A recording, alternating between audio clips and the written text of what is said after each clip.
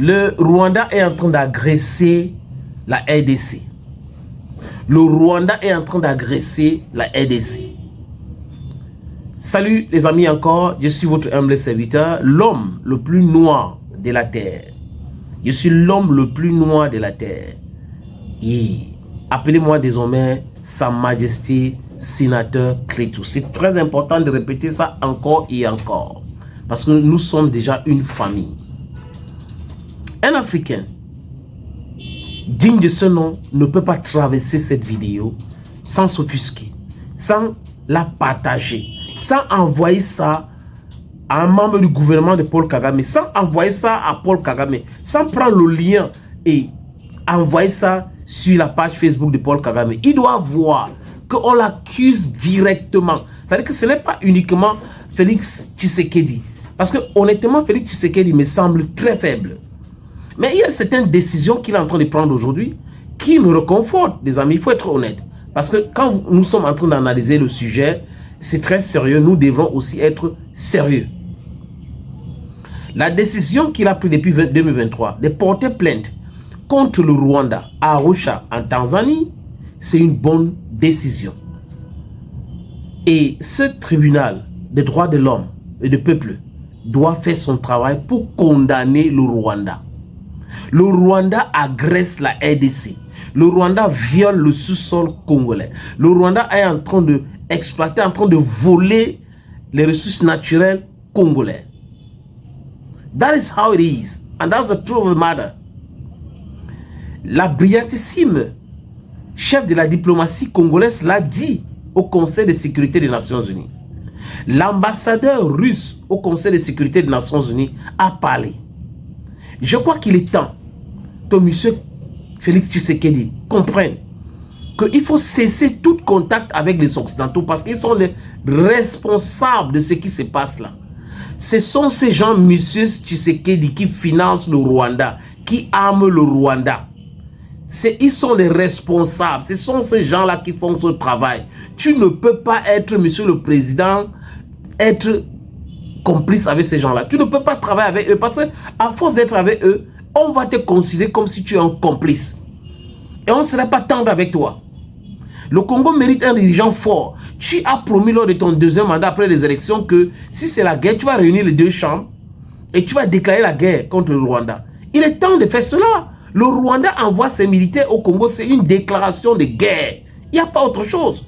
Donc ces simulacres de réunions qu'ils ont fait avec les chefs de l'État de la SADC à Dar es Salaam, c'était un non-sens total. C'était un non-sens, l'hypocrisie sur l'hypocrisie.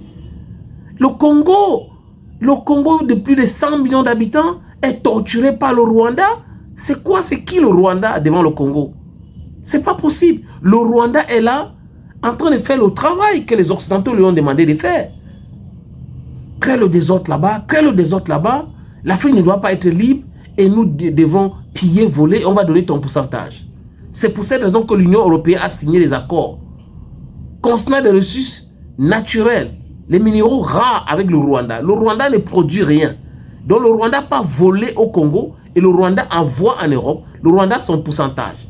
J'avais proposé quelque chose ici. Rompre les relations diplomatiques avec tous les pays qui envoient les armes au Rwanda, qui soutiennent le Rwanda. Première bonne, c'est-à-dire que vraie décision à prendre. Parce qu'il faut arrêter avec cette hypocrisie-là. Ils font du lip service. On condamne le Rwanda doit retirer ses troupes au Congo. Non, c'est l'action que nous voulons. Ce n'est pas le bavardage creux. Le Rwanda doit retirer ses troupes. Le Rwanda doit retirer ses troupes. Si Paul Kagame, le langage qu'il comprend, c'est la guerre, il faut lui proposer la guerre. Deuxième chose que j'avais proposé. Le Congo vient de faire cela et c'est une bonne chose. Le Congo, actuellement, a interdit le sous-vol de son territoire par des avions civils ou militaires rwandais. Donc, comment on appelle ça? Rwandais ne peut plus sous-voler le territoire congolais. Ça fait quoi? Plus de carburant. Le billet d'avion va devenir trop cher parce que pour quitter une distance qui prenait 1 heure, ça va prendre maintenant combien, les amis? Parfois 2 ou 3 heures. Donc, c'est plus de carburant. Même les hôtesses de l'air qui travaillent, les stewards et autres, il faut les ajouter leur salaire et autres. C'est ça. Ça va faire dégringoler les affaires de Rwandais. Et c'est une bonne chose. C'est une façon de mettre la pression sur Paul Kagame. Il doit comprendre. Rompre les relations diplomatiques avec le Rwanda, les pays africains, les hypocrisies légendaires. L'Union africaine, on est en train de parler des élections là-bas. Il faut dissoudre l'Union africaine. Si l'Union africaine n'est pas capable de régler les affaires comme cette agression rwandaise contre le Congo, ça ne sert absolument à rien, les amis. Le Rwanda agresse le Congo. Le Rwanda, je répète encore, agresse le Congo. Paul Kagame, c'est son travail. Ils agressent le Congo, ils volent le Congo. Regardez, là où je vous parle, les amis, je suis pratiquement en larmes. Au sud Kivu, les gens sont en train de fuir. À là où je vous parle là, des centaines, peut-être bientôt des milliers de personnes sont en train de fuir le sud Kivu. Parce que le M23 qui avait annoncé unilatéralement laisse cesser le feu, a breach le truc et est en train d'attaquer les FARDC, dont les forces armées de la République démocratique du Congo. Et le problème aussi au Congo aujourd'hui, c'est que l'armée a été infiltrée. Il y a beaucoup de Rwandais au sein de l'armée congolaise. Il y a des généraux qui sont des Rwandais au sein de l'armée congolaise. Et c'est le travail de Joseph Kabila. C'est Joseph Kabila qui a fait tout cela. C'est pas possible. Laurent Désiré, ou Laurent Désiré Kabila, voilà. Laurent Désiré Kabila avait dit qu'il n'y a pas de rébellion à l'est du Congo. C'est le Rwanda qui agresse le Congo. Le Burundi, à l'heure où je vous parle, est en train de mobiliser 12 000 hommes.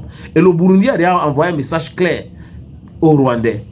L'avancée à l'est vers Sud Kivu, le Burundi, met en garde le Rwanda. Ils ont dit clairement, c'est une déclaration de guerre. Donc, ne vous étonnez pas que demain, il y a une guerre ouverte entre le Rwanda et le Burundi. Et là, ça va prendre tous ces sous-régions-là, des Grands Lacs. C'est de ça qu'il est question. Pourquoi il faut permettre à Paul Kagame de penser qu'il est plus fort que tout le monde? Il peut agresser un pays, il peut exploiter comme il veut un pays, il peut voler, violer le sous-sol d'un pays et business as usual parce qu'il est le Benjamin Netanyahu de l'Afrique. Non! Monsieur Félix Tshisekedi, signez-nous les accords avec la Russie. Achetez les armes. Invitez les Russes au Congo. Ils vont mettre un terme à cette situation et lancer la mobilisation. On peut avoir facilement 5 millions de Congolais prêts à faire face à cette brutalité. Et aussi les Africains.